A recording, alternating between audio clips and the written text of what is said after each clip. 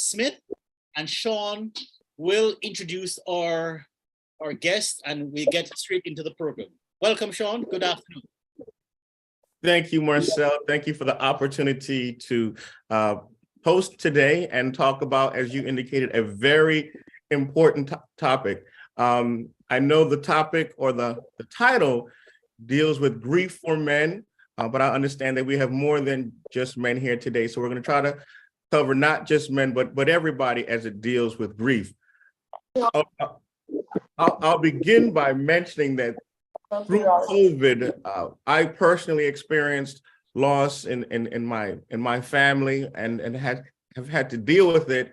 And even as we're on the heels of COVID, we have individuals still dealing with loss. As was indicated on our Friends Talking app, we've had a cohort, a family member, a church family member lose his wife this week. So our goal is that through this discussion, that we can find ways to deal with loss and deal with grief when it can be so difficult, especially in terms of men. You know, men oftentimes, I'll speak for myself and not anybody else, can put on an aura of though we have it all together.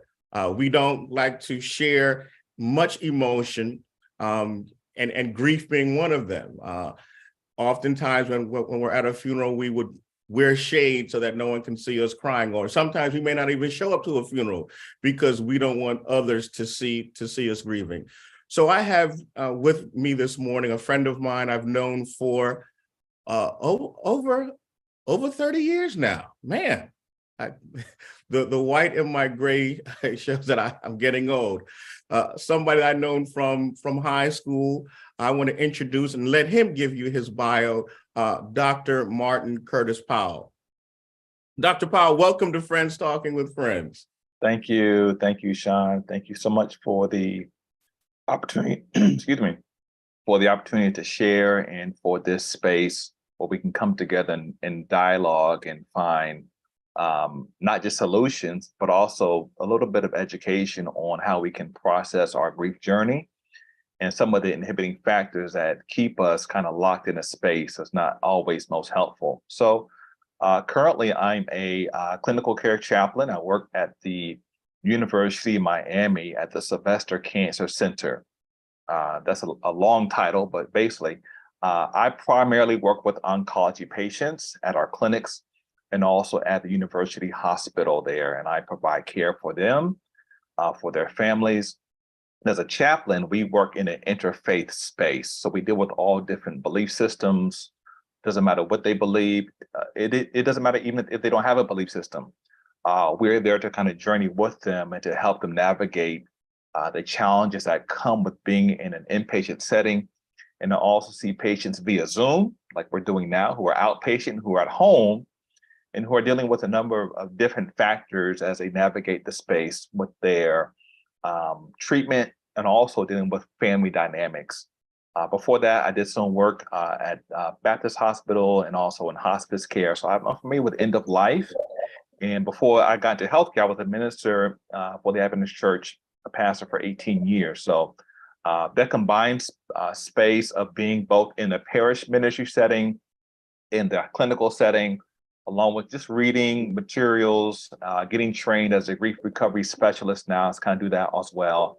I do grief support groups via Zoom, and it's like an 8-week journey that we do together to help people deal with incomplete loss. So that's a little bio for myself. I'm married, I got 2 teenage sons. So if you hear any background noise, all right, I have 2 teenage boys, so just know. We try to keep it quiet on the set. We'll see how that goes. But it's an honor to be with all of the men, the women, the brothers and sisters here in this space on today. Thank you so much. So it appears that since we met each other back in Camp Kalakwa so many years ago, you've been busy and you're extremely qualified for this discussion today. With that being said, let's jump right into it. We got mostly men, so I'm going to start with a men question, right? How should we men deal with the emotion of grief? Is it something that we should just put aside and say, listen, I'm a man, I don't need to grieve, I can't grieve? Or how should we relate when there's loss and we're considering or discussing grief? Sure. So let me first of all poke at your question, because grief is not an emotion. Grief really is a description of an emotional journey because of a loss. And let's back up a little bit from loss because there are over 40 different types of loss that a man can grieve or people can grieve. So let's pick a few. Most of us are familiar with the loss of a loved one. In 2010, I lost my father, a devastating loss, right? And that's the typical framework we view grief in. However, people can grieve other types of losses. For example, people can be grieving because they've gone through a divorce. People can grieve because they've lost a job. People can grieve because their pet died, their favorite animal died. People can grieve when they lose a limb. Say a diabetic, they lose toes, they lose a foot. People can grieve when they lose some of their health and they now have a set of limitations where they used to be able to drive, now they can't drive. They used to be able to go to the store and shop, and they're grieving their loss of independence. So grief really is a large landscape that deals primarily with a journey of any type of loss. Typically, we think of a loss of relationship, where a relationship has been severed or fractured, and that relationship has to be kind of redefined or reimagined. So that's kind of the premise of grief. Now I'm going to where you're asking. So how do we deal with all of this? And well, let me pause you real quick, because you said something profound. You've educated me, and I want to make sure everybody else got educated, right? Sure. So grief is a process of dealing with loss. And exactly. A lot of times, as you mentioned, we narrow loss to someone dying, but it just doesn't have to be dying. You've mentioned things of losing a job, losing a pet, losing a limb, losing certain abilities in our health. So I think it's important that as we're listening to this, that we reframe at least I will, I'm going to reframe my thinking in terms of grief. Now I want you you said grief is a process. I want you to talk about that process and educate us on that process. Sure. And I like to speak in metaphor, so just hang with me, please, as we go through the language, because grief is really hard to just have a simple tag or simple definition. But grief is almost like traveling down a very challenging highway that you've never traveled before. Most of us in our current techno advanced world, when we travel, we put on our Google Maps or our GPS to guide us, right? And the GPS says turn right at the light, we turn right, turn left. So even if we're in a new city, we have the crutch of GPS to lean on. So here comes grief. Grief takes you to a new city, a new place, and there is no GPS. You're trying to navigate your space. You're trying to navigate your way around. All at the same time, you're dealing with the emotions of sadness, of depression, of regret, sometimes anger, sometimes release, sometimes guilt. And everyone's grief journey is defined by the nature of the relationship. So if the relationship was strained, if the relationship has some damaging elements, your grief journey will be different from the person that had a relationship where there was very little strain, very little stress, very little drama. So when people say, "Oh, you've lost your father," and they say, "Oh, well, I lost my father too. I know how it feels." No, you don't, because your relationship with your father is not the same as my relationship with my father. So every grief journey is different, it's complex, but it is a process of understanding these different emotions because a relationship has been severed. And that's Now, just a... No, go finish. That's just I'll finish it up. So I want to invite individuals to put any of their questions or comments in the chat as we have this interactive discussion. So when I'm looking at loss, what I've been told is now I'm on a journey, and it's a new journey, but everybody's journey is different based upon the relationship I had with the individual situation or circumstance that I've lost. Yes. But now you said that it's a journey that's without a GPS, right? And before we had GPS, we would take out our maps to try to figure out which way to go, right? So we've got you on, Doctor, because many of us are on the journey of grief or beginning the journey of grief, and we don't know which way to go. We're on the highway. We definitely don't want to go the wrong way on this highway. So can you give us some direction or instruction on how to deal with this journey? Sure. Well, first of all, I think one of the things we have to combat are some of the maladaptive grieving behaviors. So, for example, when we have a loss, we may have a tendency, especially as men, to grieve alone or to grieve in isolation. Okay. The converse of that is grieving in community and having some brothers or sisters that support you through your journey, who understand that your journey is challenging, is difficult, it may be taxing, but not grieving by yourself. Secondly, I would encourage everyone to read yourself smart. All right. There are many books on grief. There are books specifically dealing with different types of losses. So the loss of a spouse or the loss of a child. And there are many resources you can find that can help you understand kind of what you're experiencing and what you're traveling through. Thirdly, it may be wise or helpful to join a support group or to see a grief therapist if it's becoming really complicated for you. Because, like I said, there are so many things that we miss out and that can slow us down our processing if we don't have the proper tools that we need to process through this journey. And lastly, continue to engage in your faith practices, your devotional, your prayer, whatever things that connect you with God. Continue to keep those things up. Let me put a pause in here, a quick pin, because some people, Sean, grieve their relationship with God, or they're angry at God, or they're upset with God. So whenever I deal with people in their grief, I never start with God's going to fix it, God can do it, because they may be angry with God. And right there's going to be some friction in our relationship.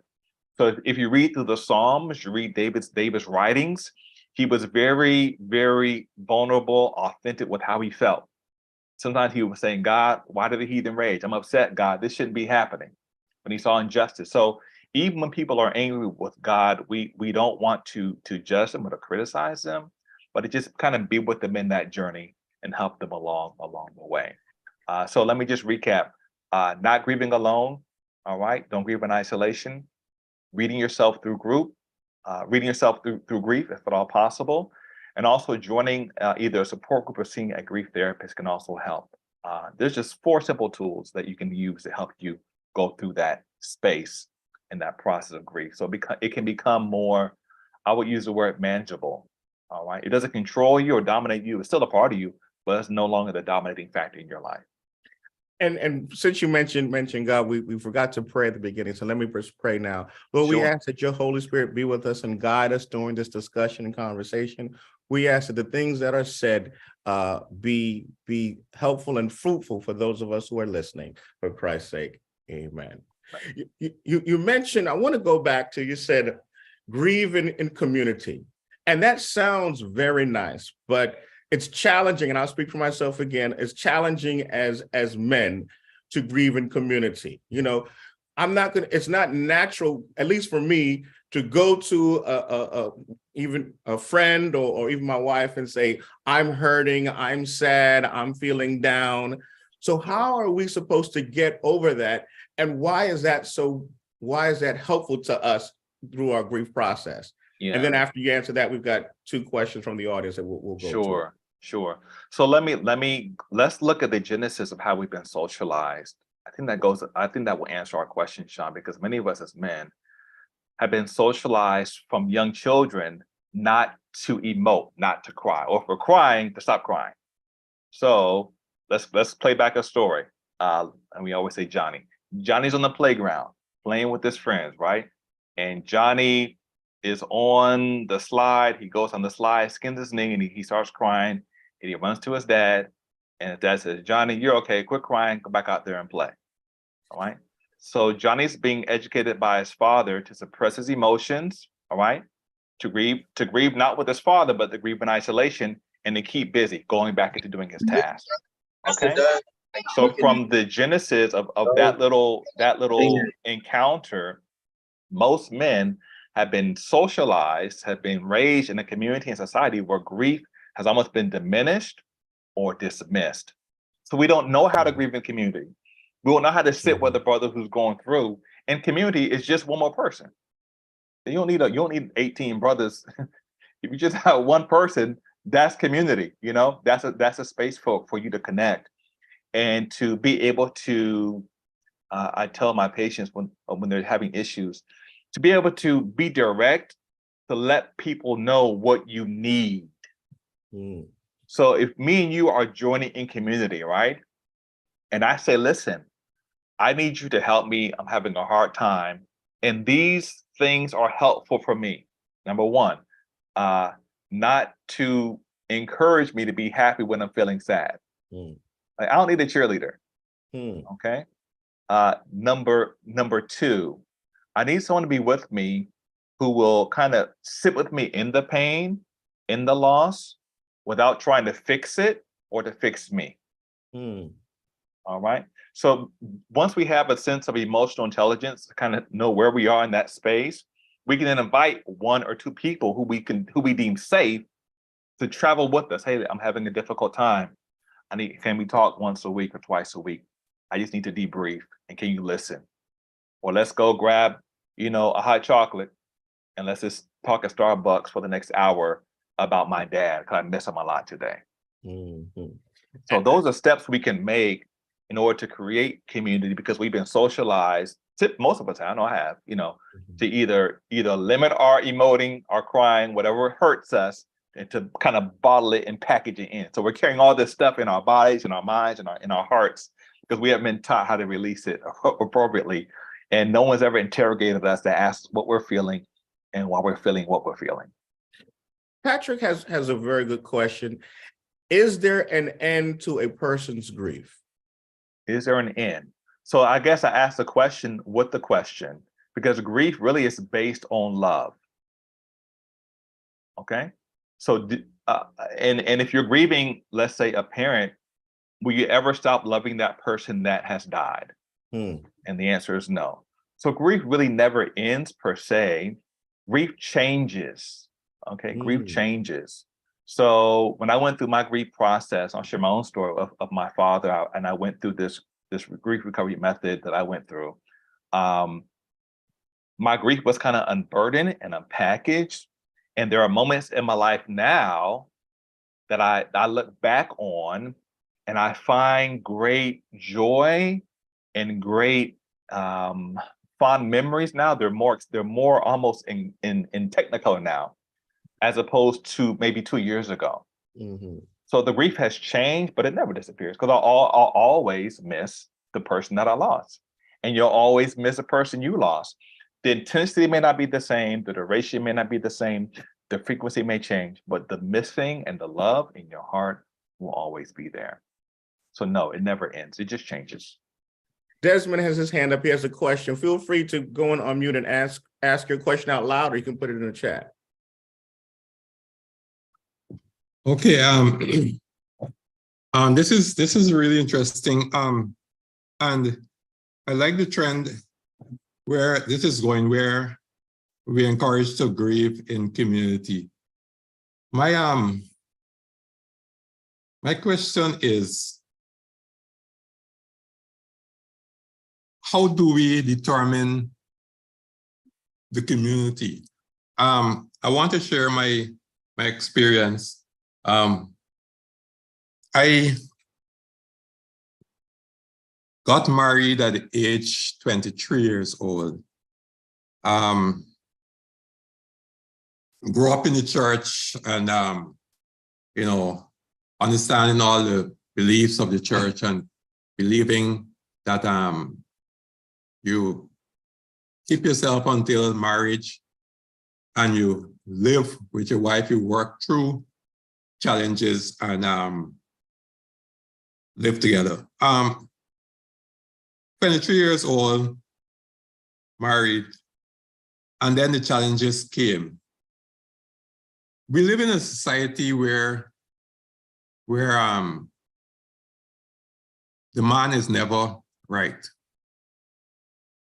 We live in a society where once a woman goes out there and say something about her partner, everybody want to sympathize with the woman, and there's nothing that the man can say. And we're talking now about grieving in community. All right. My experience was that, there was nowhere that I possibly could see where I could turn to. Even the pastor of the church came to I was in nursing school at the time, came to my school and actually cussed me out in the Jamaica term. Okay. Right. So I think I've asked my question. Yeah. How do we? Yeah. Good question. Thank you for asking that. And that's a scary place to be on. And I'm assuming this was a marital conflict, and that can be challenging because unfortunately, and this is very unfortunate, in our faith communities and most churches, there's a lot of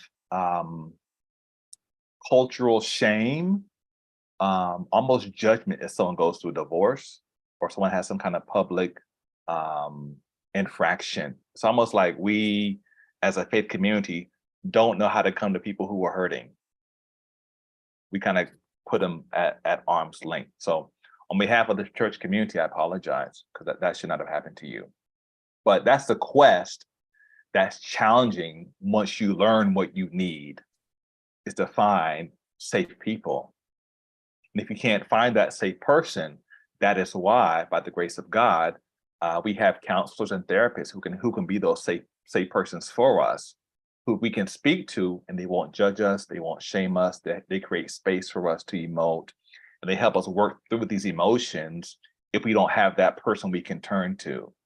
So that's a process every person has to go through to kind of discern, okay, who really has my back? Who really is my friend? Who can I talk to about what I'm experiencing? And they won't come with pointing their finger at me, but they're there to help me through the process. So I hope I answered your question. Thank you for the question. The next question is kind of the flip side of the past question, not coming from the person who's grieving, but the person who wants to be able to assist and help somebody have a safe space for them to grieve. And it's asked by Wilmore. He says, how do we create a safe space for our brothers to grieve? Can helping someone through their grief in a healthy way help me to learn how to grieve? Good question. I wish I had a video clip to show you that would answer the question for you, but I'll defer to my experience. So there is a word called empathy, okay? And that's the key word we want to become as we try to help people through their process, be empathetic listeners. And empathetic listeners are able to, first of all, you're an empathetic listener, you're helping someone through their grief. You need to be in touch with your own emotions. You need to be in touch with where you are, what's going on in your heart, okay? And when you're in touch with where you are, you can then be in touch with where they are. So again, let's use an example. Let's say Sean comes to me and says, hey, listen, I just lost this loved one and it's been really difficult. Let's meet tomorrow morning and let's talk about it. So we talk. And what I do as an empathetic listener is I sit there and guess what I do? I listen. I may ask questions for clarity. I may ask about emotions, but what I don't do, I don't judge. I don't give advice. I may recommend if he asks for me to do so, but my job is to be there as a safe space to say, what do you need? And how can I help? And those are the questions that really should be asked and can be answered by Sean, because Sean's a griever. I cannot come with my own prescription and say, hey, this is what you need to do. You need to go back to church, read your Bible and pray, and then you need to come to this. No. Let me ask him. He may just need me to come by once a week and cut his grass, because cutting his grass reminds him of the work him and his dad used to do together. And because his dad died, I mean, this is a metaphor, because his dad died and that relationship is not broken, cutting the grass triggers him to emote too much. So listen, I cut his grass once a week. But had I not asked how I can help him, I wouldn't know. I'm giving him sympathy cards and taking flowers. He doesn't need flowers. He wants someone to cut the grass. You know, so as a safe person, you ask the grieving person, what do you need? How can I help? You're there to listen, not to judge. You're there to empathize because you're in touch with what they're feeling. And if Sean says, man, it really hurts, you say, man, I can only imagine how bad it is. Tell me about that hurt. You can ask questions about those emotions, but you're simply there to be that listening ear for them. We call it a listening heart. You're a listening heart. You have empathy, you have compassion, and you're there to listen. And if you know someone who's going through grief, that's the best thing you can be for them, is a listening heart. Because many of us Thank come you, with our Doc. own agenda and give them what they don't need. Thank you. I'm going to read this question and comment by Jamila, and then I'm going to go to Marcel. After Marcel has asked his question, we're going to transition to another topic dealing with grief, and that's emotional intelligence. But Jamila says this: it's hard to believe that I may not know how to support someone who is grieving because I've experienced grief many times before. But your very picturesque description of the journey through grief that has no map and is unique for everyone sheds light on my uncertainty for supporting someone in grief. You mentioned being available to listen as a way of supporting someone who is grieving.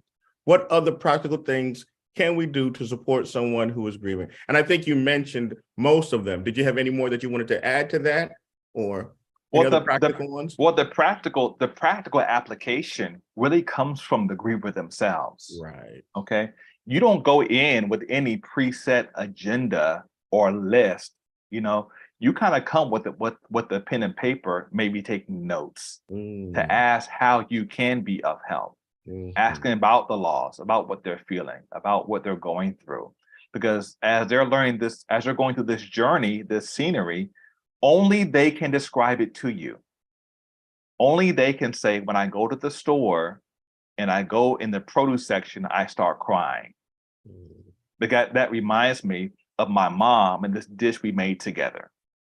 Only they can tell you about the significance of their journey and how certain things in their life, in their journey, have such powerful meanings.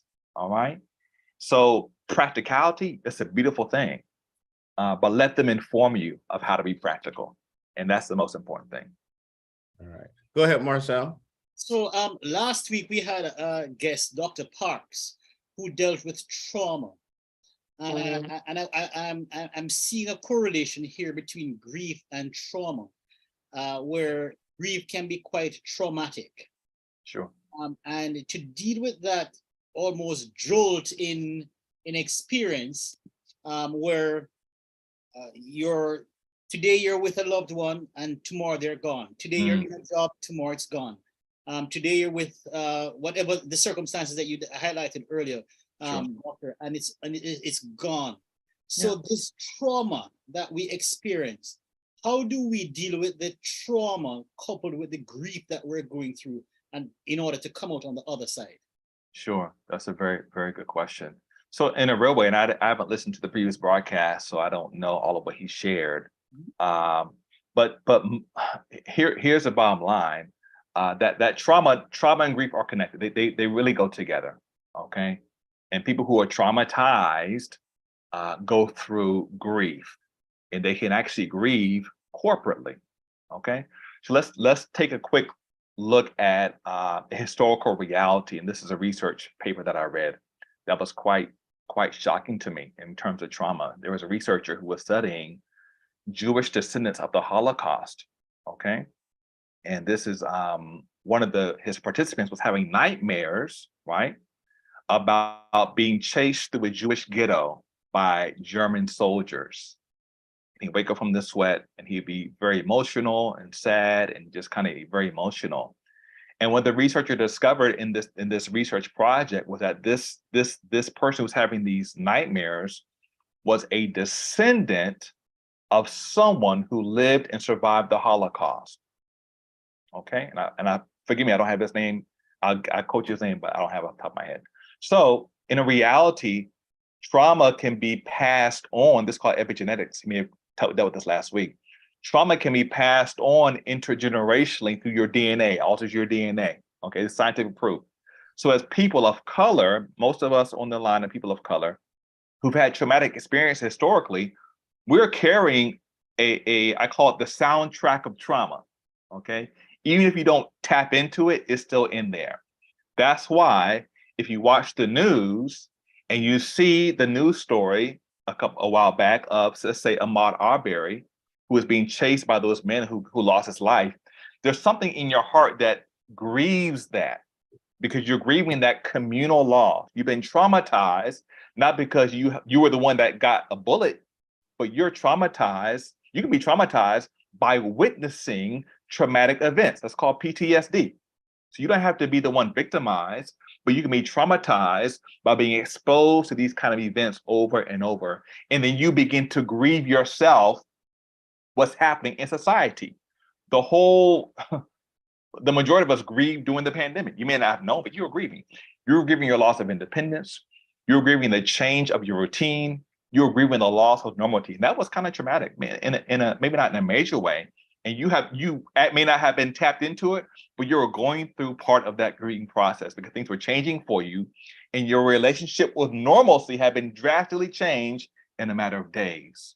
So there is a link between trauma and grief, and in most circumstances, the trauma informs the grief. The trauma leads you to that grief process where you're trying to wrestle and make sense of all these emotions that's happening, because either you've been traumatized, or if you witnessed someone else been traumatized, or you're carrying trauma in your body, which research shows now we carry trauma in our body, either intergenerationally or just because of things that happened to you maybe as a child or to your parents as well. So there's a whole lot of research there on this topic of trauma and how it relates to grief, on intergenerational trauma, on epigenetics, and how trauma impacts us, not just emotionally, but even to the level of our DNA.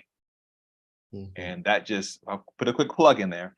That's why salvation is so complete, because it changes everything. Amen. When Christ comes, your DNA is going to be changed because your DNA is messed up because of sin. But anyway, that's another topic. But go ahead. I like it. Now, are there 5 stages of grief when we talk about grief being a process, or is that just a misnomer? Well, that's very debated. And if you Google that, you'll have 1,000 hits. You'll have the 7 stages, the 14 stages, the 8 stages. But let's look at the genesis of the stages. And I'm not knocking. So Kubler-Ross, who was a researcher, studied terminally ill patients who knew that they were going to die. Okay. Mm-hmm. They understood it. Let's say the person had an heart disease, right? And so the physician goes in and says, "Hey, sir, you have heart disease. You have 6 months. We'll give you 6 months to live," right? So the person that she studied now goes through this process of grieving, and she documented this journey of the person till they died and tagged them as the 5 stages of grief. Okay. And that's the genesis of the 5 stages. So if we look at that reality, in my view, the 5 stages don't really apply to the grieving family. It applies to the person who begins to grieve their own mortality. Because the last stage, and forgive me for not knowing all of by heart, I should know it, my brain's freezing. The last stage is acceptance. Mm-hmm. And I've seen that in patients, Sean, and friends of online. When I was working in hospice care, patients would go through this journey, and a few weeks later, they would say, "You know what? They accepted, I'm going to die. I'm going to die." And what they did, once they accepted that they were going to die, then they really begin to live. They begin to cherish moments with their family. They begin to create memories if they could. And they went through these stages. But those stages, it's hard to slap those stages on their son or their daughter, because their journey is very, very different and very, very nuanced.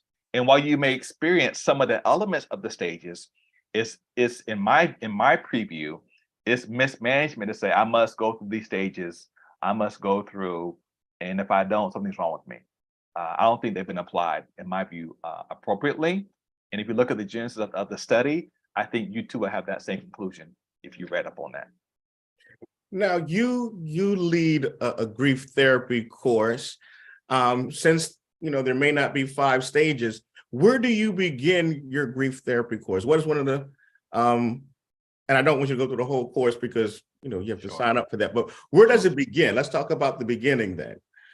Well, foundational, we kind of deal with miseducation and Mhm. misinformation, because that really clouds your experience. So let's say we dismiss the 5 stages, because people may come to me and say, hey, listen, what stage am I in? Am I in stage 1, stage 2? So a lot of the beginning work is setting foundational principles, educational principles that kind of reset how we've been miseducated about grief, Mhm. whether it be the 5 stages, or whether it be some of the myths of grief, or the statements that people tell us when we're grieving. People, and I must say this by my heart. People mean well when they're trying to give support, but sometimes people's statements don't land well. Mhm. And so, let's say, for example, you're going through a grieving journey, and someone comes to you and says, "Well, you know what? You need to be strong for your family." You know, all this crying. They're trying to put a cap on your emotions, right? And tell you to be strong for your family. And how does that land for you? Let's say that comes at the funeral. They just buried your loved one in the ground. And they say you got to be strong. No, right now you need to be weak. You need to be vulnerable. You need to be where you are. So we deal with some of that miseducation, and then we go through some small practical steps to help people kind of break through and come to what we call completion. When they get through this grief process, they have a lot less weight. They're carrying a lot less weight, and they have a lot more to reflect on, in my view, that's more positive than more so negative. So that's kind of a nutshell. And that 8-week course is very helpful. I went through it myself, and I recommend it. Yeah. You use the word completion. You start off by using acceptance, accepting where you are, but then you threw that word completion in there. What does that mean? That's kind of in-house terminology that we used in our framework in my 8-week course. Once you've gone through the process, you kind of going through completion on that relationship. And so I'll give an example again, my own loss. So again, I lost my father in 2009. He had multiple myeloma, and I went through this process, Sean. I had a lot of miseducation myself. Okay, so when I went through the process, one of the things that you learn through this process, as you kind of retrace the relationship in moments that were critical for you, I came through this process, and there were things in my life that I discounted as minimal, and now they're very, very meaningful. And I'll give you an example. So I'm going somewhere with this. So my wife and I were blessed to purchase a home in 2006 in Jacksonville. I was pastoring them. It was our very first home. And my dad he is the ultimate handyman. Before YouTube, before DIY, he was the man that always had a toolbox in his truck. So me and my dad pulled up the carpet in 2 of the rooms. We put down laminate flooring. We planted. We went to some forest, and he replanted. He didn't steal them. He replanted 3 trees in our backyard. So we were just working. As I went through this process, this journey, Sean, the meaning that floor has to me is like to infinity and beyond. Those trees in the backyard has so much meaning for me now, because that's something we did together. Mhm. So you would never cut down them trees. I don't care what's going to happen in that floor, unless termites eat it up. It's not going nowhere. So that's an example of what we call completion. Is when you come through a process, and things that you kind of minimized, they're attached, and they now become meaningful because you're going through this process. You're doing these steps. Mm. Yeah. What I'm seeing here in some of the education that you're giving us is that, as someone who is grieving, one of the things I need to look at is my relationship, and those things, what are those things that were important to me? Sure. And that kind of dictates where my journey is going to go. You mentioned before, talking about emotional messaging, especially in terms of men, and specifically Black men, how we're taught to put our emotions aside. How would you instruct us, for those who are new to this, who don't tap into their emotions, or don't tap into thinking about my relationship? Like, how did you get to the point where you realize that, putting this floor down, that means a lot to me. This floor means a lot to me. Those trees outside Sure. of my backyard, those things mean a lot to me. How were you able to get to that point where you recognize those things? Sure. Yeah. That's his processing part of the journey. And it was not an overnight revelation. That came through many experiences. It came through reading myself, kind of clearing some things. So the excellent book I will recommend. Let me just put a quick plug in for a book I had to read. And the book is called Emotional Intelligence 2.0. It's by Travis Bradbury and Jean Greaves. This is a great work on emotional intelligence. They really give a great practical examples of how to kind of move into that space. And it's a book that I read more than once. So I encourage if there are people on this line that want to learn more about their own emotional intelligence and how to tap into their emotions, that's a great place to begin, is reading that resource. And the second part of your question, help me out. You asked me about how I kind of got to Yeah, the question was about how did you recognize those things were important to you, and you indicated that one of the things, it took a process, and that you were reading this book. Yeah, emotional intelligence is a process. So I know it's going to go. So let's go back. Let's go back to just the awareness and how we've been socialized. Let's go back to Johnny, because we always call the boy Johnny in the story. And in the story, I'll share with you a tip on emotional intelligence. So Johnny on the slide, playing with his friend, slid down the slide, skinned his knee, right? Runs to his dad. Dad says what? Don't cry. Blank and shine. Don't cry. You're okay. Go back out there and play. Mm-hmm. So the messaging he's receiving is, first of all, don't emote. Or if I do emote, it's got to be a very short time span. Mm-hmm. Number two is to keep busy. Go back and do some kind of activity, which also gets you off that emotion. Mm-hmm. So what the father could have done is called, it's a term that I kind of coined. It's called interrogating the emotion.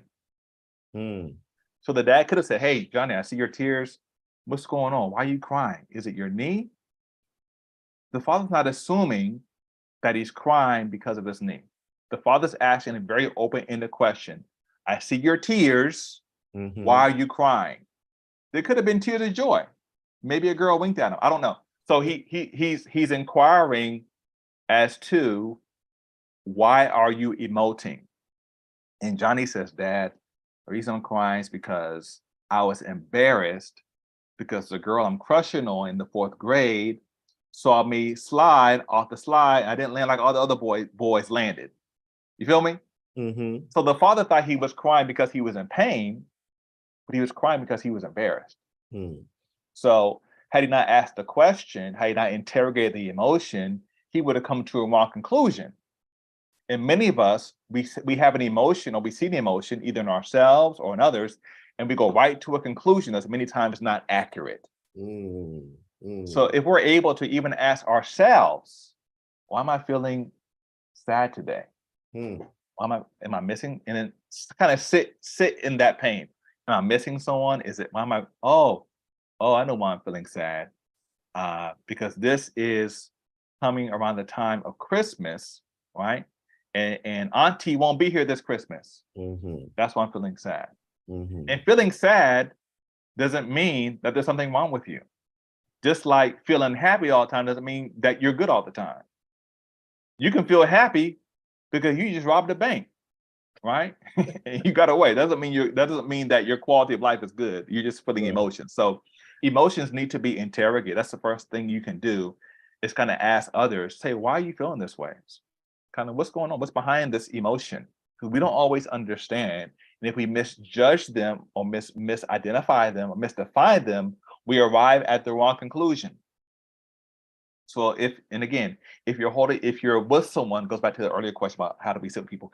If you're sitting with someone who you're traveling with through grief, you can use that technique of asking, hey, what are you feeling? And why do you feel that way? And let them tell you what's going on, as opposed to assuming you know what's going on. I think many times, and you said two things. One, as a listener, and as was put out by Jamila, you're interrogating the emotions. And even as a person grieving, you're interrogating your own emotions. Why am I feeling this way? What I think for men, and maybe I'm not generalized, but for me, Kurt, if you just lost your dad, right, and I even see you crying, my initial response is, okay, let me leave you alone to let you grieve in peace, right? If I don't think it, a lot of times if I come to a man who's crying, the response is going to be, leave me alone, let me grieve in peace. Why can't we grieve in isolation? Right? Why is that not a part of the process? Just let me grieve in isolation. Why is a community important or even necessary? Yeah, good question. Let me back up by saying this, and let me put a caveat in that. Okay. There are moments and spaces where you need to be alone. Okay. You need to be by yourself. But that should not categorize the entire scope of your process. Okay. So there may be a moment where you need some space. You may go to that brother, hey man, listen, I appreciate you coming by. Right now, I just need call me tomorrow, but today's not a good day. So I'm not shutting you down or keeping you out, but I'm trying to process where I am. Mm-hmm. Because I'm so distraught by what's happening. So being able to recognize there may be a point in time where you need some time for yourself, but that should not categorize the entire journey that you're on. Because that can lead to things that are not helpful for us. We can then fall into depression and anxiety and other maladaptive behaviors because we haven't been able to emote and to express what's actually going on inside of our hearts. So as a brother or a sister, yeah, you may give them some space, right? But you're not going to leave them alone. You say, hey, I'm with you. If you need me, I'm here. You ask those questions, what can I do and how can I help? And typically, Sean, especially in the communities that we come from, if you're a person of faith, and there's usually a trend that takes place, and we're talking about just the loss of a loved one for right now. There's a loss, right? And there is a funeral. Mm-hmm. There's a big expression of outpouring and support, emotions, reflection, and that's a very mixed emotional time. And then after about 2 or 3 weeks, all that support you receive from that community tends to trail off. And you're in isolation by default because the faith community has not learned how to support people who are going through grief yet. We just think the funeral is it, and in 4 weeks we expect you to be back at church and everything's good. So as someone that's bucking the trend, you can say, you know what, I'm going to call you. If someone dies, usually I say, listen, I know it's not hard. I know it's hard. I'm going to call you in a couple of weeks. I know you're trying to work things out. I know you're trying to deal with the funeral, you're planning. And they usually don't begin to grieve until after the funeral. Mm-hmm. Speaking for us, I say us, people of faith, typically people of color. That's kind of the trends for most people groups. And so in that grief, when you check in with me, that's when I need you the most. After the funeral, I don't need you at the funeral. I got the deaconess, I got the ushers, I got everybody. I need you about a month down the road when it gets hard. And I'm just waking up and I'm sad and I'm struggling. Nice. So one of the messages is because we always talk about being there for the funeral. We travel miles on that and we spend money to get there, spend a lot of money. And then 2 weeks later, the day later, they say 2 weeks later, the day later, we move on back to our lives. But what you're telling us is that, yes, the funeral is important, but more important than that is a couple of days or a couple of weeks later when that person is left by themselves at their house, maybe even alone, dealing with that grief. Go ahead, Marcel. So, so Doctor, historically, as a people, we have had funerals where we have a body where we can visually see the person in the casket. We're moving away somewhat now from that whole experience of having this closure associated with having a funeral and a body. And I'm just wondering, from your experience and from anything that you new material that you might have discovered, do you think that moving away from having this physical body corpse at the funeral is going to affect us or will affect us emotionally by we're now having funerals where we're not seeing this body, so we cannot have that closure to that whole experience? Sure. So let me poke at the questions I poked at Sean earlier. Because again, one of our in our nomenclature, problematic nomenclature or definition is that first word is closure. And the funeral really isn't closure, it really is the opening or the it really is exposure more than closure. Because Okay. you're now they're opening up their grief journey and their grief box, and they're having to sort through all those things in there. So let's rename that as exposure. Number two, yeah, things are changing. I've been to funerals where there was a picture, and that's all you had, and that's what the family decided, and that's what typically before if there is a process of discussions and families take time to plan out what they want, that's usually a family decision or discussion they've already had pre demise of the loved one, and that's their desire. We respect that desire. But I think again, it goes back more so to individual expectations more so than corporate expectations, because corporately we expect it to go a certain way. Okay. And when it doesn't, then how do we process that individually? Because typically those decisions are based primarily on what the family desires, what the family decides. And if I'm supporting you in your journey, in your not, I wouldn't say closure, your exposure, I'm going to step outside any misgivings I may have because there's nobody there, and I'll also journey with you because there's still a loss. Whether there is a casket in the front, or a pitcher, or an urn full of ashes, or whether you do a seaside and they spread the ashes by the sea. I've been to all of them. Or we put the ashes in the sea because that's what the lady wanted, you know.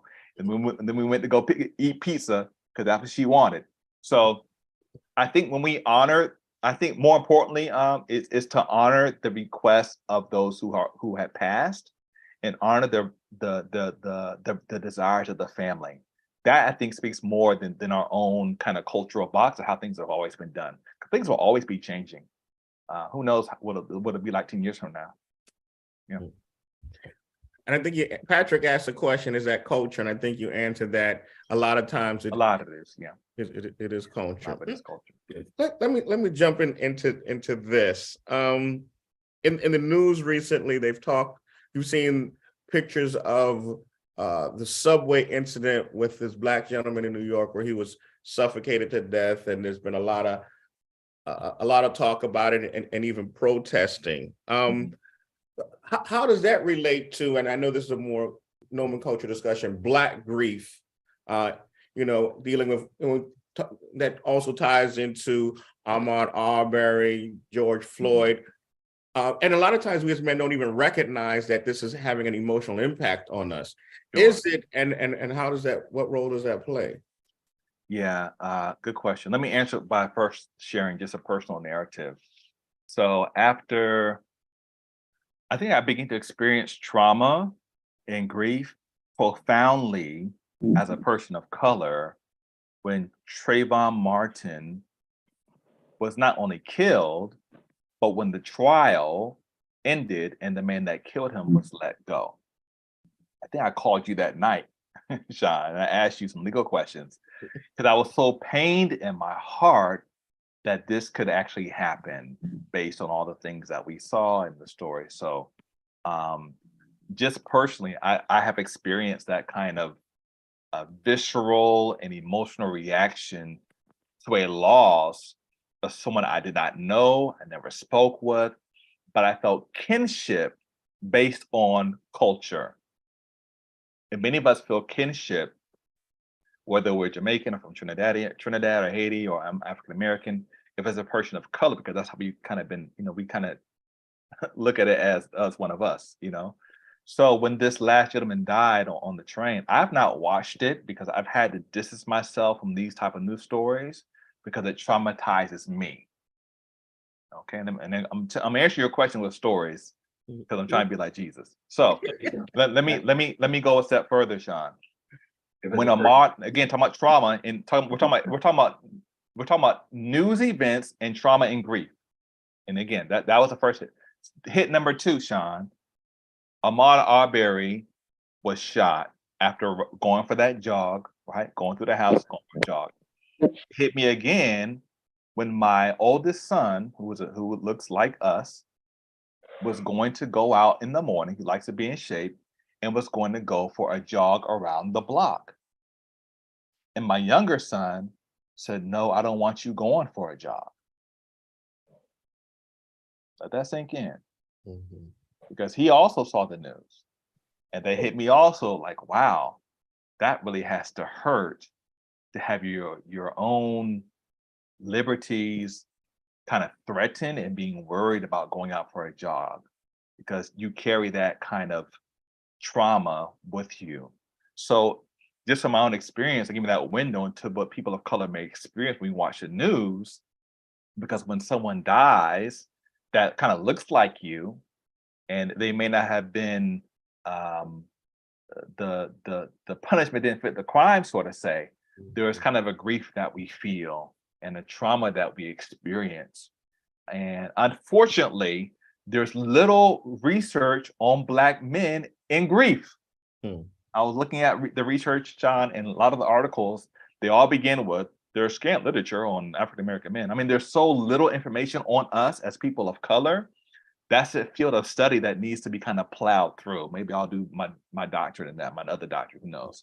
But that's an area of interest that has not really been studied.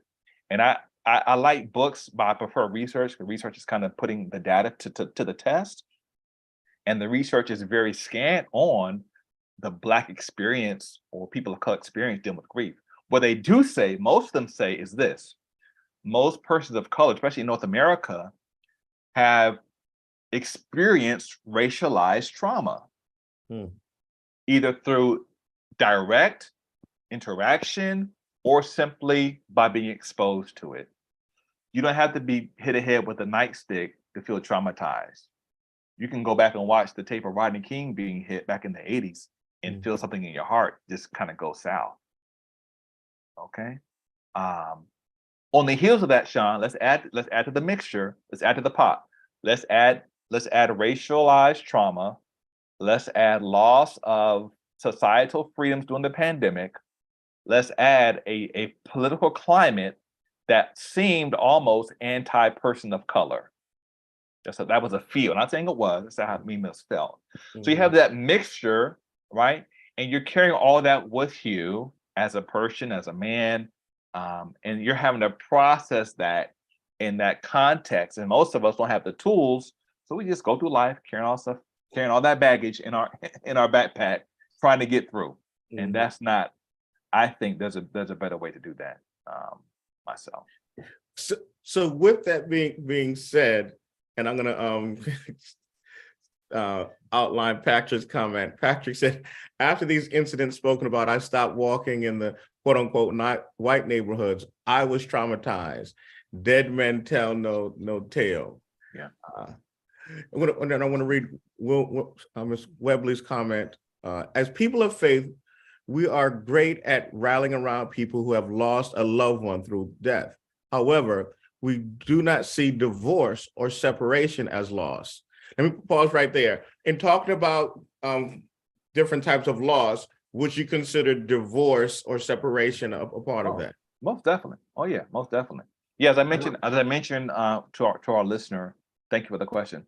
As I mentioned at the onset, there are over 40 different types of losses, but we only tend to put maybe 2 or 3 in the box of loss, and that's not reality. The reality is there are many different types of losses, and if we are attuned to only looking at, oh, my auntie died, and not looking at divorce or separation or a loved one being incarcerated or losing a limb or losing a job or any type of significant loss, having the death of a close friend, having money problems, having financial freedom, and then you go to financial jail, you're just struggling. You can grieve that as well. There are so many different types of losses that impact us emotionally. They impact our physical body. Some of us can't sleep at night. We're restless. Our stomach's agitated. All right. It impacts us spiritually with our faith walk. All these are under the umbrella of loss. and we have loss, we get on the road, that journey we call grief. And we experience all this myriad of emotions that come alongside. So yeah, in the church, unfortunately, we haven't really, as I'm speaking more of a church culture, we have not learned how to walk alongside people who've gone through divorce or separate, like we keep them at a distance. And that's unfortunate. Because just as someone loses a child or parent, that person needs that same type of support. They need someone to walk with them, to be with them in their grief journey. So how should we deal, since we don't talk about it, how should we deal with somebody who's dealing with the loss during a divorce or a separation? Is it similar to the loss of a loved one? How should, I mean, that's new, and we don't know. Someone says, hey, I'm divorced, I'm separated, I'm going through child support and child custody issues. I'm like, well, you're on your own. I don't know how to handle that. I mean, what can we do instead of having that response? Yeah, I'm scared to give an answer because I don't know myself. But what I would say is this: I would take the same principle, Sean, of empathy, of being that listening heart, of asking questions. How can I help? And what do you need? I would use that same framework to walk along that person. And then if I have gone through that divorce, separation, have the courage to then create my community, maybe one friend, maybe two friends, say, hey, listen, I'm going through a very difficult time. I need y'all to walk with me the next couple of weeks or months because I'm having a really tough time because of this divorce has been very, very emotionally traumatizing to me. Can you help me? And you should say yes, because I was at the friends talking. I know what to do now. So yeah, there's so much miseducation and kind of shame that we kind of place on people that go through that experience that shouldn't be. Gotcha. Patrick, I see your hand up. You have a question? I'm gonna throw a stone out there. Not a stone, rock stone, bricks and everything. I think we should just trifle on that person. Open my mouth and shun them. Should we do that, or are we doing that? We should take sides. We should isolate the person. I think everybody would have an answer to that one. Doctor, you don't answer. Let the people in the audience answer. All right, we have a second moderator. Thank you, Patrick. I know what you're gonna say. I know what the answer is, but I just said, hey, Patrick's trying to stir up the pot a little bit. These are the people you love to have. These are the people you love to have in Sabbath school. Love them. Come on, guys, say something. No, but while people are getting ready to comment, Patrick brings out a good point, because even though that's not the answer we're going to give in Friends Talking, that's the answer that happens out there, right? And let's be honest. I mean, if we got a friend out there that's going through a divorce or some type of situation, we're too embarrassed or feel like, well, that's not my business anyway. So we do shun them. And they say, well, why didn't you come talk to me? Well, I didn't know what to say. Right? That's our default reaction is to shun them. And I dare anybody to disagree with me. It's sad. It's unfortunate. Open your mouth and say something. Disagree with Sean. Sean and Dr. Powell. So we have two gentlemen on the line who have lost their wife. Wow. Lost their wife recently. Garth, I don't know if he feels comfortable in discussing or going through his grief in a public way on this forum, but he's just lost his wife and he's going, that's about a month ago, he's been going through that process. And Paul has just lost his wife, as we mentioned on Monday. And he and his family are going to be going through this process. They have now started this process now, Doctor, for want of a better word. In this embryonic stage of grief, a month old, a week in, how I don't even know how to ask the question. What you've been talking about a lot of therapies and a lot of dare I say theoretical approaches to grief. But if any of these gentlemen want to chime in and say anything about what they're experiencing, please feel free to do so. But what practical sense, I mean, I'm thinking of, Doctor, for want of a better word, Job, when he was going through his experience, his friends came and they sat. They were good enough for a week, but after a week, everything went downhill once they opened their mouth.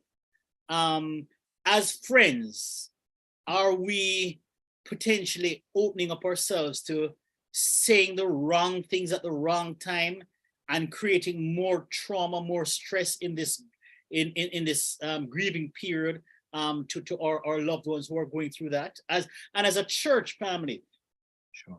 We want to support, and as you said earlier, we genuinely want to support, but sometimes the words come out the wrong way, and it ends up doing more harm than good. How would you advise us to walk along that path? Okay.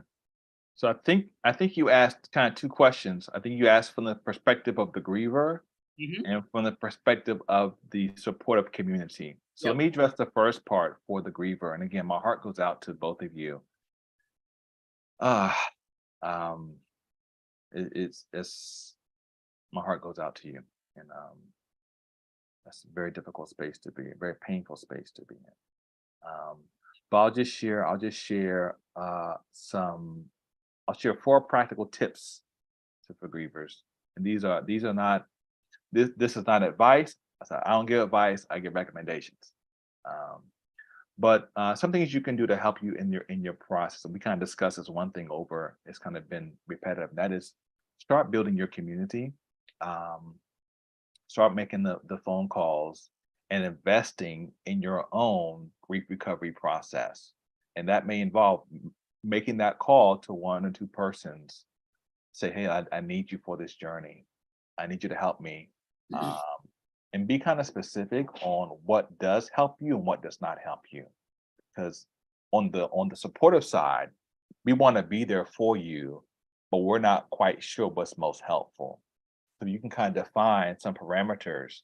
Say, listen, for the next 2 or 3 weeks, can you guys just bring by a dish of food? Because I don't feel like cooking. I have no energy to prepare a meal for my kids.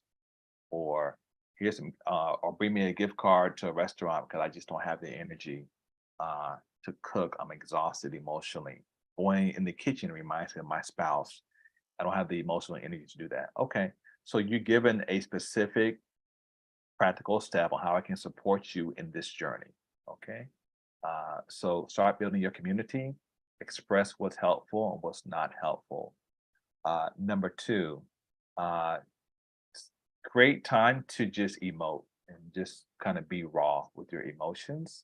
Don't can them in, and don't toss them out, and don't dismiss them as not important.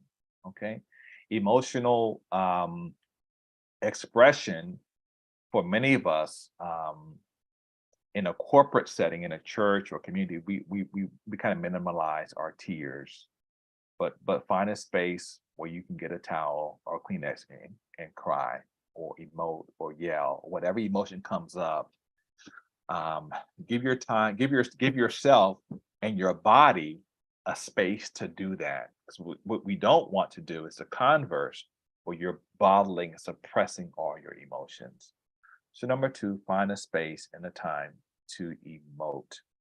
Number 1, create your community. Number 3, especially if you have children, I'm not sure if you do or not, or family, try to have some type of routine. Routine is helpful for us because routine can help us. And routine is different from keeping busy.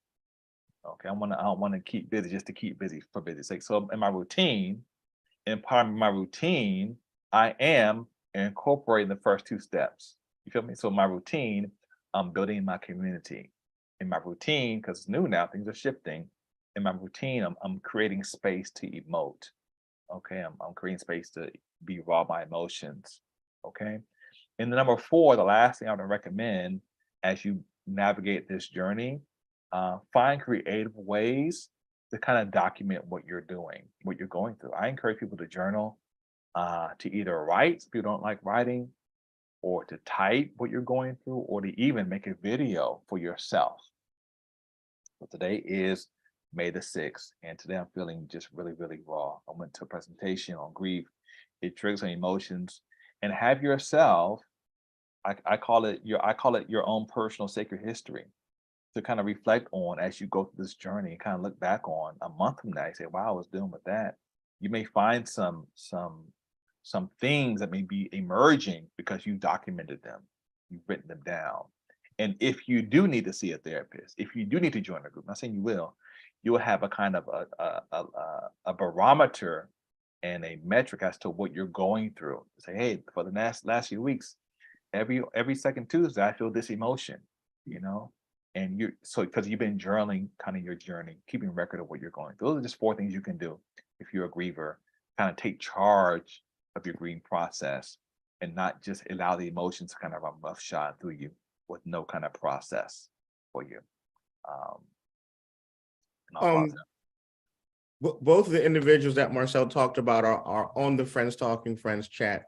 And as far as us who want to be that safe space community, is it okay for us to text and say, hey, Uncle Paul, do you need anything this week? Hey, Garth, do you need anything this week? Is that appropriate? And should we continue to do that? I feel like maybe if we continue to do that, it may be like continuing to poke at a wound. So how do we, who are part of the chat, how should we comment or respond on the chat with them, or even we call them on the phone? Yeah. Well, I think primarily foundationally that all communication is based on the tenure and the texture of the relationship. Mm-hmm. So if you don't know me, you're texting me like, dude, I don't know you. Like, who are you? Like, we're not. You're in the outer circle of my friendship ring. So let the connection kind of dictate how you communicate. Mm-hmm. You feel me? If you're really close to that person in that inner circle, it may be once a week. Maybe you say, hey, listen, what do you need me to do for you? Give me what kind of this week or next week. How can I be here for you? You know? But I think all those questions are based on the relationship, you know. Because most of the time when people come at us with those statements, oh, we're so sorry for your loss, and they say, if you need me, just call. Well, most time I ain't gonna call you because I'm grieving. You need to call me. So if you're a friend, be intentional in reaching out. Okay, not be every day. Say, listen, I'm checking in with you. If you want to talk this week, I'm here. I'm a listening ear for you. When's a good time? Let them say you're putting out there. When is it? Don't say I'm coming by tomorrow. When's a good time? Tomorrow may not be a good day for them. But be intentional and being a person that's going to create safe space for them to kind of share what they're going through, and then also those practical steps, maybe cutting the grass, making a meal, maybe whatever they need you to do, you're willing and able to do that. And someone put prayer. Your prayer is important as well. Spiritual support is important to pray for them as well. And also, if they want you a request, to pray with them and to ask them what to pray for. Okay. Don't start quoting texts that, because you want to sound spiritual. Hey, what can I pray for today? What's in your heart we can take to the Lord today? Oh, that's it? Okay, well, let's pray about this.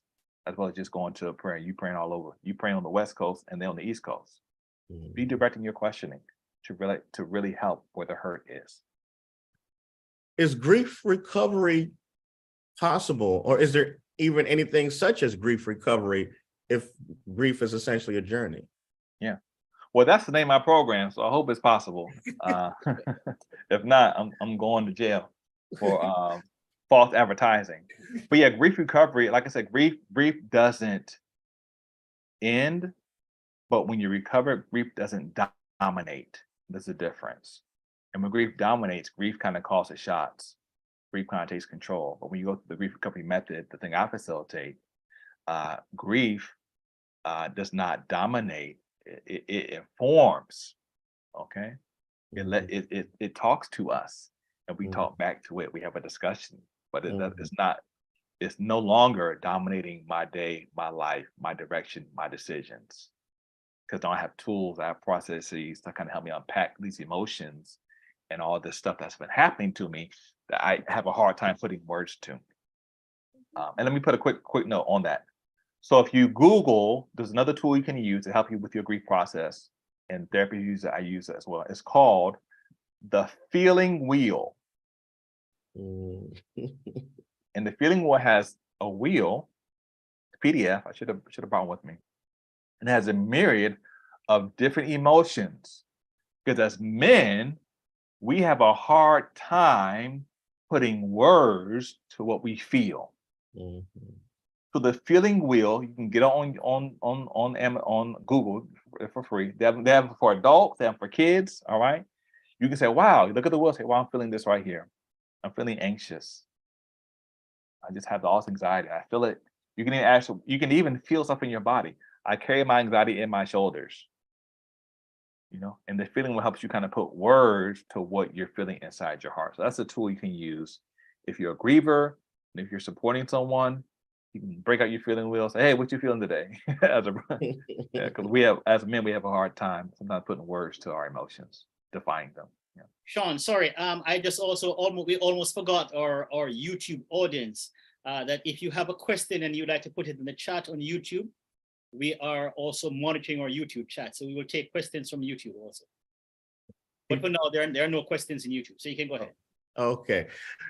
Here's a question that's on our chat from Wilmore. No, I'm sorry, from Jamila. Can you speak to how an event that doesn't appear traumatic can lead to a trauma response? Watching the news can be disturbing, but since this is very passive, I'm struggling with recognizing trauma in myself and others. Would emotional interrogation be the appropriate next response when it's me? Deep question. Did you understand the question? Or you want me to read it again? Yeah, I think I got it. And I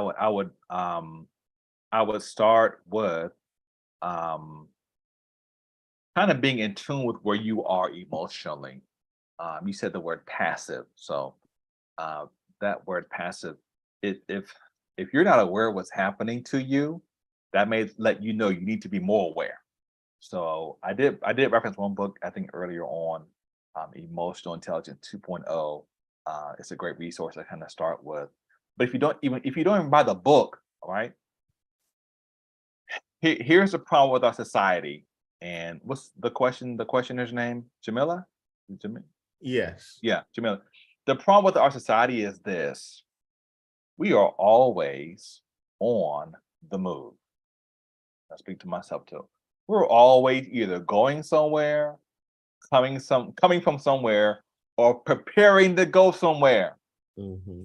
So guess what? When this is over, I got to get in the car and take my kids to a concert because they got to go to it in the choir to school. So we're always doing something. So here's what we can do: is to be intentional on creating space in our lives to practice a spiritual discipline called solitude. To be still with ourselves and to monitor what we are feeling, because we're always going somewhere. We're always doing something. And when we're sitting down, we're either watching the news, watching Amazon, or we're eating our food. Mm-hmm. So if I have space, right, in my day, in my morning, during my time to say, you know what, I'm going to do an emotion for the next 15 minutes, I'm going to do an emotional check-in.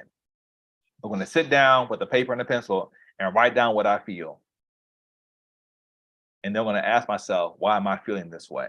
So I'm creating my own emotional barometer to kind of understand what I'm feeling. So next time I watch the news, the next time I watch a movie or whatever, I'm more aware of how I may be either traumatized or desensitized to what's happening. And it goes both ways. But be able to sit still, because we don't do that, especially here in our in the Western world and society. We tend to think of, oh, I'm not the people that go to the extreme, like maybe the monks, the Buddhists, they sit in solitude for years. No, I'm not saying that. Just create some space, maybe a weekly emotional moment of being still, slowing yourself down and letting your emotions kind of catch up, because emotions kind of come through your amygdala and they go to by the time you get to your frontal lobe, that's where decisions are made, right? Emotions can change like that. But you have the power up here. God gave you that frontal lobe to kind of discern and to ask questions and to navigate and to interrogate and then to document what you feel.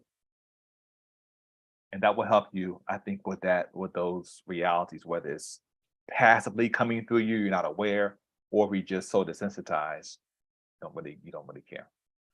But the nice thing about being so busy, Doc, is that I don't have to sit and think about how I'm Come on feeling. now. And that is the problem. Have mercy. Have more time. Yeah, Who that's is the to problem. sit down and think about loss or the emotion that I may have on the emotional wheel? Yeah. It's so much easier just to stay busy, to get involved in some type of activity so that I don't have to be still. You know, that seems to work okay, I think. It can if you want to die early and have poor health and be stressed out. And, you know, the reality is we need to do the exact opposite, because we don't do that practice. We don't slow down enough, and we have been conditioned, even as men, to perform. Right? We got to bring home the bacon or the vegetarian bacon, or we got to bring home something. We got to work. We gotta do something. And so we're almost like pain averse. Like, oh, pain. Oh, let me back away. Hold on. We don't want to touch painful emotions. And if we're not comfortable in our own pain, I can't support you through your pain. Come on now. So it goes both ways. If I'm able to lean in to some of that discomfort and lean into what hurts me, what brings me sorrow or sadness, and sit in that for a minute, it's not gonna damage me. It makes me more aware of what's going on in my heart, and then I use my head to navigate my heart space. So today I'm feeling wow, I'm feeling very, very anxious, or I'm feeling very sad. I'm sitting in that sadness saying, man, I'm feeling sad, you know, and that's where I am right now. I'm not trying to make myself happy. I'm not trying to medicate it with sugar or anything else. I'm going to sit in that pain and as I said, let it tell me what's going on. But what's worse than that is, and I say what's worse than that is that for men, not just to sit in that pain, but then to have the audacity to call a friend of mine and cry on the phone with them, right? That's the best thing you can do. I know that's what you're saying, right? But if I call you Curtis, and if you didn't have all these degrees behind your name, and I started crying, you know, back when we was in high school hanging out, if I called you and started crying, what kind of names are you going to call me? And even though you may not say it now, even though you may not say it now, I'm afraid my brother's going to be thinking it if I call him and I start crying. Yeah. That's how do we deal with that? That's the beauty of growth and maturity. Because in high school we were a hot mess. So who knows what would have happened? I would have called you names or whatever. But the reality is, as Paul says, now the child, I spoke of the child. Now I'm a man, right? Right. And that doesn't just mean I'm big and strong. That means I'm able to handle these painful emotions. And because I'm able to sit in my own pain, your pain doesn't intimidate me. I see. I got you. Because if you intimidate me, I'm gonna keep distance. No, I'm gonna draw close to you because you need a brother right now. So if I'm able to come in touch with my own pain, your pain won't intimidate me. Wow. Because pain is no longer a foreigner. So Sean, there's a question on YouTube here. And our friend who has lost his wife, Paul asked this question. Having lost my wife this week, I've been thinking of taking off to my homeland for an extended length of time. Is that a good idea or counterproductive? Of course, after the funeral. Yeah, I think that's a beautiful. If that's under the umbrella of what we call self-care, if it's protective, if it's safe for you, if there's healing, if there's community, my brother, God bless you, and do what you need to do. On the converse, if it's evasive, if it's isolatory, if it's pocketing emotions, now say, what are you running from? So it's all about answering the question. It can be a good thing and a bad thing, Well, only you can answer that question. It would seem we go back to the concept of emotional interrogation. Yeah. Why? What am I feeling, and why am I doing this? And what are my Right. motives? Is it to create space for healing? Like I said, Mhm. you know, if you find that you'll find the healing that you need in a community, get that ticket by all means. Mhm. And if it's for other reasons, like you're trying to run from pain or emotions and maybe you feel overwhelmed, then I would say, well, let me rethink that some more. But it sounds like it's more the first reality than the second, just based on the tenor of the question. Like you We got find some help. 3 comments and a question in the chat. One I didn't get to before, and this goes Sure. back to the divorce separation discussion. Antoine Way says divorce/separation involves the loss of a loved one. We just don't count it because that the other person is still alive. How can we better have empathy without quote unquote ranking degrees of loss? Yeah. I think the question gives its own answer. We don't rank loss. We don't put degrees on it. We don't quantify grief by what the type of grief it is. Because when it hurts, it hurts. If I tell you, you know what, would you rather me burn you with this hot coal or this piece of hot wood? It's still gonna burn me, it's still gonna hurt, right? You want the flamethrower or you want this other torch? It's still going to hurt. So let's not quantify the context of the grief. Or they're grieving because they lost their husband in a divorce. Let's because that comes off as condescending and judgmental. You know, it's best to say they're grieving. How can I help? You know, what can I do? I'm holding space, the sacred space for you. I'm going to be a listening heart for you, because you can grieve, and it's not just divorce. You can grieve a fractured relationship within your family. Yeah, a sister or brother or cousin, you don't talk no more because y'all had a falling out. You can grieve that. So there are so many things that we can grieve and are grieving that we're just really not aware of sometimes. But now that we have this awareness, because you've come to Friends Talking, Right. we can process some of these things appropriately. Edward T. Goodman III has a question on the chat. And he also had his hand up, but let me read this question first and comment. Painful emotions are damaging when we keep them inside. What does being in a family with a father who didn't express these emotions have on children? Says this question may have already been asked since I just checked in. Yeah, This may go back to the emotional messaging that we the talked other about in one the is beginning. another Yeah. something. Yes, And then feedback on My so, three, my um, almost 100,000, almost 90. someone needs to mute because someone is okay. Thank you. So yeah, the most children and the research it credits this. Most children learn how to express based on the context of their upbringing, whether it's single parent, both parent, and they kind of monitor how parents express, when they express, whether it's an argument, whether it's anger, whether it's sadness, and what types of emotions get a bucket of original they with a express. side of wedge fries So and the again, chocolate cake someone needs to and mute. 'Cause and a there's- gallon. If you can mute, thank you, sir. So if you're in that kind of context where there is no emotion, there is no landscape to learn from, you're kind of launching out on your own. You're just kind of finding your way through. So yeah, you will be impacted if that was your experience. And the beauty is you can be self-corrective now because you have come to Friends Talking and you can say, you know what, I was raised in this environment, but that's not how I want to live my life.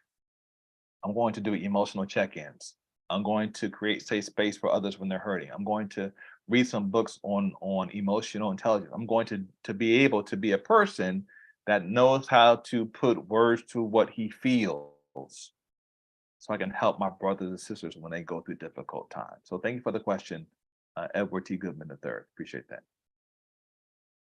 Edward, did you have another question that's different from the one in the chat, or did that answer your question? If so, then we'll go to Len.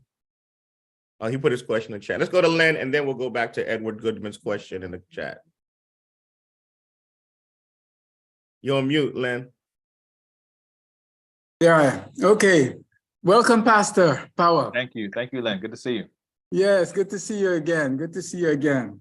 I've always found you a very wise person in the short discussions we've always had. I enjoyed it So so kind.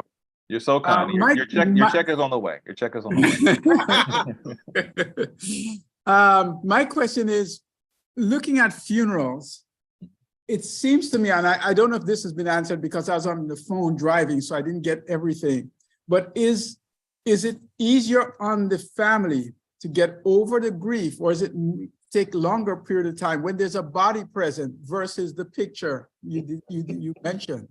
Yeah. And I'll have another question after you answer that one. Okay. So we touched this briefly and we'll touch it again.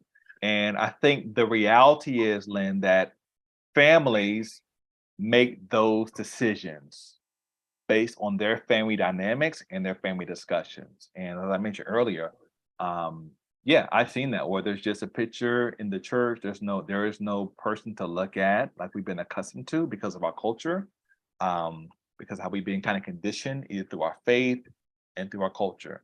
The premise is that's their decision and we honor their decision. And grief is not something that we, at the funeral, as we mentioned earlier, grief is not closed or exposed, or we say they find closure. No, grief is now exposed. Because for many persons, Lynn, the grief can't begin until the funeral's over because the funeral takes so much work. So you got to call the preacher, you got to get the funeral home and get the money together. And God forbid, if there's no life insurance, then there's a whole other dynamic. And that's why you should talk to Sean Smith about estate planning. Shameless plug. Okay. To get your stuff in order. No, seriously. My wife and I are talking about what we want now. Say, baby, I don't want to be, I don't think I want to have my body up at the church for y'all to come look at me and poke at me. I think I really just have a picture up and cremate me, have my ashes there, and y'all take some money up for my kids' education. I mean, don't send me flowers. I can't smell them. All the money you spent, let it go to a cause for education or something. Don't do that. That's the discussion we're having now as we discuss end of life. And another quick plug. Discussing end of life does not hasten one's death.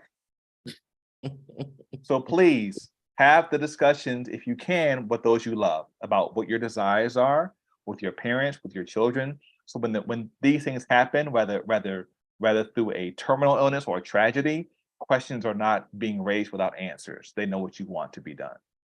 So that's a quick plug in there. But yeah, Lynn, it's what the family decides, it's what their desire is, and we honor that family. And it's up to us to walk with them in that journey of exposure. But you don't know of any study that anyone has ever done as to which one, if it makes it easier or faster to recover. No, I haven't seen any research. I haven't looked for research on that. That'd be interesting topic to discover, because especially during the pandemic, grief took on a whole new nuance because people were now had to grieve from a distance. Couldn't go to funerals, had funerals via Zoom. So it'll be interesting to see how we have appropriated grief because of all the changes that took place. During COVID, I lost maybe 3 or 4 relatives, maybe more than that, maybe 6 or 7. And I couldn't go to any funerals. I saw funerals on Zoom. It was hard to really connect with that grief because I was so used to being in the church and seeing the body and hugging the family and going to repast. These are cultural appropriations we're used to. And the pandemic shifted us quickly to a new norm of distanced grieving, not being close. We're now detached. So that'll be a great thing to look into in the research because I don't know the data, how that turned out. Okay. The reason why I asked that question is because when I came to the United States, I was about maybe 13, 14 when my grandmother died. I was very close to her, but we couldn't afford to go back. Only my dad went back to the funeral, my dad and my mom. So I don't know if I've ever gotten over the grief. You understand? Whereas when I went to a service, even if there wasn't a body there, it seemed to me it was finished and I could move on. Yeah. That's why I'm asking that question. Sure. Yeah. And the key word in that context is the word confrontation. Because the funeral in most of our experiences makes us or forces us to confront the reality of death. It's there, it faces us, and it hits us. And we take on that wave of emotion. But when you're distanced, it's hard to confront something from 1,000 miles away. And that impacts how we're accustomed to dealing with our grief process, because our bodies have been conditioned to deal with grief in a certain way. So yeah, that's a challenging thing to look into. And I wish I had a more concise answer for you, but I don't. Okay, I don't want to hog it. I have one more question, but I'll let somebody else go. Go, Lynn. Last ahead. one, you can give the balance Okay. of your time after Well, this my last one. last one is again another experience. My dad died of multiple myeloma also. I heard that. And I was the one who took care of most of the arrangements, everything I did. You know, my mom wasn't able to do it, and I was the only one here living nearby. And I don't think because I saw him go down, it was easier to accept his death because of the pain and so forth. But it didn't affect me till 5 years later. 5 years later, I cried. And it was the strangest thing that I was in church and all of a sudden I'm crying. I'm the only one crying in the entire church. And nobody can figure out why I'm crying. And it was really because the pastor preached that day, preached a sermon. He went through a lot of struggles that my dad went through, almost parallel life. And everything he said reminded me of Dad. Wow. And then I just started bawling because I wish he were alive to see the accomplishments of his grandson, my son, who was his favorite one. They spent so much time together and he wasn't able to see that. And that weekend was, it was centered around some of the achievements of my son. Sure. So that's kind of it in a nutshell. And after that, I think I've been able to deal with it after that. But I sat in church, cried for 20 minutes, nobody else around crying. And everybody's looking at me as strange, you know, and I'm visiting, it's a church I'm visiting, so nobody, so that's amazing. That's even amazing. Stranger. Yeah, thanks for sharing. And Doctor, and that's can I just add to that, doctor? Because literally, I raised my hand before Len mentioned that, because I had a sister who died when I was 17, and I had to be the strong one in the family. I remember, I was 16. I was going to be 17 later on that year. I was helping my mother with the funeral. I planned the funeral for the church. I did the eulogy. I was doing all these things for my sister, who was 31 at the time. I was 16 going on 17. And I had to be the strong one for the family. And I did not grieve her death until 10 years later. A niece of mine died, and I did the same thing. I was in the I was the Wow. strong one of the family. wow. And it wasn't until after I did the eulogy at her funeral that it dawned on me that, hey, I have lost a sister and I've now lost a niece, and the floodgate just opened. And I think that was the first time I was dealing with those two deaths in my family. And I think the trauma of that held me for 10 years until my niece's death, like Len said. Wow. Wow. Your stories highlight a few things we discussed earlier, on which is this. No grief journey is the same. And that's why we don't judge or critique or say, I understand, because you don't understand. Because every grief journey is unique. Number two, when you're in this heightened sense of planning and doing, your body really doesn't have time to grieve because you're so much in this mode of preparation. So you haven't given yourself space to grieve. And most of us, because of our society, how we've been cultured, once the funeral takes place, we think that that's kind of all right. The funeral's done. Let's go on with our lives, right? But we really haven't been able to process that grief experience or those emotions, because typically our society hastens us along with life, and life continues to go on. In the case of a prolonged illness and seeing your father decline, Lynn, so you're probably already grieving before he died. We call that anticipatory grief, when you're grieving before someone dies, because they're losing their normalcy. They kind of lose some of that independence. And when they go through that kind of downward turn, you may not realize it, but you're probably grieving before they die. So your grief journey probably began even before he died, and then it caught up with you again when you were triggered at that church. Yeah. So, every grief journey is different. Every grief journey is unique, but every journey should be respected and honored and valued. And thank you for sharing both of your experiences. We learned from those. Thank you. In listening to those two experience, what role do you say, and you talked about this before, being still, right? Is that a part of the journey in being still and interrogating my emotions? Uncle Paul mentioned that he was thinking about going to Jamaica after the funeral. Should we, as we get on the journey of grief, look for that rest stop to say, okay, I need a moment where I'm not pushed along by society, pushed along by everything I have to do, and take a moment to interrogate my emotions and maybe cry and assess my feelings? Sure. Yeah, I think to answer your question, I would say, and I would even let me reframe it and say, be still should be the top of the list, because God said, be still, not Dr. Powell. God said, be still and know that I'm God. So there's a principle, there's a spiritual principle I think we'll benefit from, not just spiritually, but also emotionally in being still. And again, I just highlight just here, and I speak from someone raised in the US in the Western mindset. We've been conditioned to move and to keep busy. And that can sometimes inhibit us from really processing our grief and our emotions, because we're always doing something, going somewhere, or coming from somewhere. Want to read a couple comments from Brother E.T. Goodman III. Sure. Is it true that as you begin dealing with your grief or any other painful emotion, you are more aware and sensitive? I believe so. And I'll share with you again. I'm sharing stories because that's what Jesus did.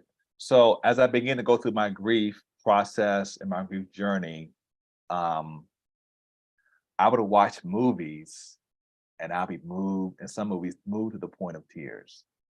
And I was like, wow, what's going on? Like, what? I never, I remember the first time I felt tearful in the movie, but it was when I watched some time ago. There's a movie about a Black regiment during the Civil War. The movie's called Glory. And Denzel Washington, who I think is a great actor, was in that movie. And there's a scene in that movie where Denzel Washington's being punished because he snuck off and got some food or something, and he's being whipped by the person in command. And when he takes off his shirt, you see all the scars of previous beatings. And even as I talk about it now, Sean, I feel emotions coming up. That thing just hit me in a way that is hard to explain. No, my parents didn't abuse me. It's not like from an ACE. I mean, they spanked us. Amen. Thank God for that. But I think as I reflect on that and how I tapped into that emotionally in my own reflective moment, I think that's what I would call that intergenerational trauma. I think that scene in that movie triggered something for me that happened generationally in our record. And because I'm in more tune now, my own emotions and my pain, I don't run from pain, I'm able to feel it as opposed to running from it or evading it like I had done in the past. So that's an example of how when we're in tune with our emotions, we become more emotional. And there's nothing wrong. God gave us emotions. So why are we so scared of them? Let's not be fearful of them. Let's not let them dominate our lives, because we should be frontal lobe. We should work from our reason and mindset. But let's at least have a conversation with them, and we can listen to what they're telling us. Yeah, that scene is always talked about how, as a good actor, he was just able to get that one tear. One tear, yeah. All you need was one. Oh my goodness, yeah. Just one. That's all you needed. Denzel just had that one tear. Looks like we have about 9 minutes left from my schedule. Are there any other questions that you guys have as we begin to wind down? Marcel, do you see any questions on YouTube that we may be missing? No, there are none. Okay. Well, without seeing any other questions or comments, well, E.T. Goodman's recommending a good book called The Body Keeps Score. Excellent book. Excellent. Body keeps the score. Why is that book a good book? It kind of goes into a few things I listened, how your body stores trauma, how your body keeps a record of what's happening to you. Like there's a physiological response and record of what happens to us in our bodies. And we're so used to, as I say, neglecting our emotions and our feelings. We don't know that you may not realize it, but your body does. Mm-hmm. So whether it be grief or trauma or childhood abuse or any kind of, say, addictions, all these things impact our physical body, right? And even to the point of how our brain and our neurons, I mean, all this stuff is scientific, but it's there. So it's a great book to read. I had it on my audiobook, a great book to read. Gotcha. We've talked about trauma. We've talked about therapy. Can you recommend any good therapists? And do you have any contact information from any good therapists for someone who may need therapy or looking at doing therapy for dealing with their grief? Well, I don't give per se like call this person, but I would direct you to, there's a resource called Psychology Today. It's a website, and there are a number of therapists, and they can be classified by what their specialty is. So you're looking for someone that deals primarily in grief, you can go to Psychology Today, and you can find a grief therapist that deals specific grief issues. I'm not a therapist, I'm a clinical chaplain, and I've trained in pastoral counseling. So if you want someone like myself, you can shoot me an email or a text. We can set up a discussion to maybe get you into a group. But Psychology Today is a great resource to kind of start from if you're not sure where to navigate from. Well, Doctor, the Friends Talking WhatsApp chat group is a good place that you can share your details with. And Sure. If there are individuals who would like to reach out to you, we're more than happy to be a facilitator for making that connection. Sure, thank you. So I think in order for him to be added to the chat, Marcel, would he just need to put his phone number in the chat or text it to you and you can add him? Yeah, just Okay. send it to Marcel and he can add you to the Well, chat. Sean, I haven't got his information, so you got to send it to me. All right. But I'm going to tell him direct message it to you on the Zoom. Okay. I'll do it. That's no problem. Yeah, all right. So listen, I want to thank everybody. Any last words before we close out with prayer, Dr. Powell? First of all, thank you for hosting this very important topic. I consider it a topic that needs more attention, and unfortunately, in our world, our society has paid it very little attention. So I'm thankful for you giving light to this discussion and for hosting this specific topic. Secondly, if you are grieving, be intentional on your own self-care. Be kind to yourself. Okay. And I mean that in a very tangible and literal way. Do things for yourself out of kindness, because grief can be very traumatic. It can cause fatigue, can cause anxiety. A whole bunch of things can come in its train. And to combat that, you need to really be kind to yourself, and also the steps of being proactive to sit in quiet, to establish and build community, to be able to touch the emotions are also steps you can do. And if you're a person that's wanting to walk alongside someone, learn how to be that listening heart for them, to create space for them to share, and you're there to be with them, not to fix them, not to give advice, but to not avoid their pain, but to be in connection with them through their pain. So thank you so much for allowing me to be with you today. It's been an honor to share. Your comments, your questions are just so awesome. Thank you so much, Friends Talking, for hosting me today. And just in conclusion, to continue that, it's been great to be here in this Friends Talking group, because many of the things that we talked about that are important through the grief process, through the grief journey, is community. And we've had a community of individuals here that have been educated on what we can do, not only if we're going through the grief process, but if we have a loved one that's going through the grief process, some steps that we can take so we're no longer uneducated or no longer don't know what to say. We now have been informed what to do.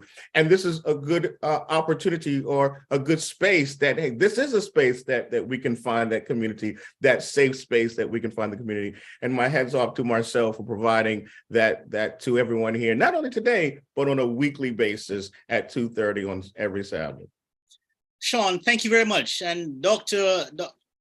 Powell, thank you very much. As I say week after week, you have just enlightened our darkness and expanded our minds that we are so much better off at the end of 2 hours than we were before you began. And we really appreciate the Friends Talking has created a database of resources that are available to anyone who would like to have these professionals at your disposal. Dr. McCullough just put in the chat that his wife, who is a clinical psychologist, she's also works with individuals who are in need of such help. And let me also say that if you go to these individuals and you tell them that you are referred by Friends Talking, there's a huge discount to be had. Huge.